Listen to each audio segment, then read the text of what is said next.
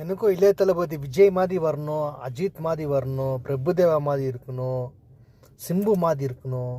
அதுக்கப்புறமா ஒரு பெரிய ஆக்டர் ஆகணும்னு எனக்கும் ரொம்ப ஆசை தான்.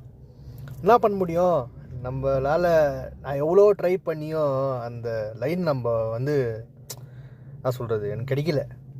ஸோ அதனால் இந்த வடிவேல் சொல்கிற மாதிரி திவ்யா இல்லைன்னா த்ரிஷா இல்லைன்னா நயன்தாரா அந்த மாதிரி இஷ்டப்பட்ட வாழ்க்கை கிடைக்கலன்னா ஆசைப்பட்ட வாழ்க்கை இஷ்டப்பட்டு ஏற்றுக்கணும். அந்த மாதிரி தான் நம்மளால் அஜித், விஜய், சூர்யா, ஆர்யா, விஷாலாலாம் ஆக முடியாது.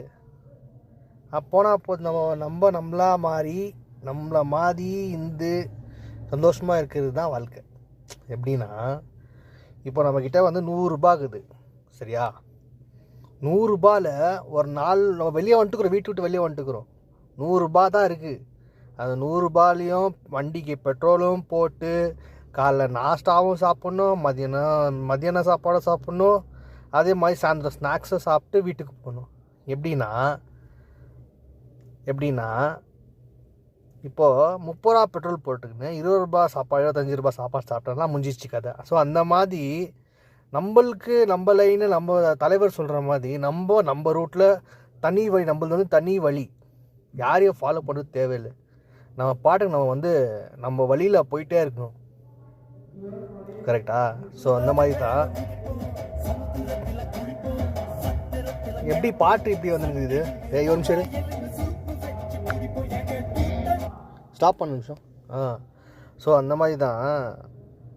எப்படியாச்சு என்ன சொல்ல வந்து வந்துட்டேன். ஸோ அந்த மாதிரி தான் இஷ்டப்பட்டு வாழ்க்கை கிடைக்கலன்னா ஆசைப்பட்ட வாழ்க்கை ஜாலியாக எடுத்துக்கணும்.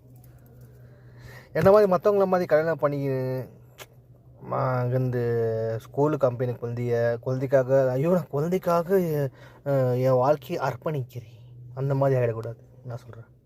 ஸோ அந்த மாதிரி நான் கல்யாணம் ஆயிடுச்சுன்னா அந்த குழந்தைய பார்த்துக்கணும், பொண்டாட்டியை பார்த்துக்கணும், அது கூடயே ஊர் சுற்றினே இருக்கணும், அது பின்னாடியே இருக்கணும், பூ வாங்கி தரணும், எல்லாம் ஓட்டிட்டு என்ன கவனிக்கிறதுக்கு எனக்கு டைம் இருக்காது அப்புறமா.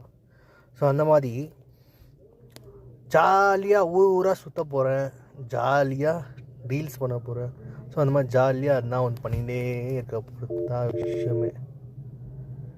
ஆனால் நிறைய பேர் வந்து தொந்தர் குத்தினே தான் இருப்பாங்க, குடைச்சல் குத்தினே தான் இருப்பாங்க. நான் என்ன பண்ண போகிறேன், சைலண்ட்டாக ரியாக்ஷன் பண்ணிட்டு போயிட்டே இருக்க போகிறேன். இது எப்படி இருக்குது மொத்தத்தில் என் வாழ்க்கை எப்படியோ டைம் பாஸ் ஆனால் ஜாலியாக இருக்க போகணும்ப்பா. நான் இனிமேல் நல்லா காலைல பிறந்துச்சு எனக்கு, எப்போவுமே நான் ஜாலியாக இருக்க போகிறேன். பட்டா பாய் டாட்டா மல்லேடா அண்ணா மல்லேடா.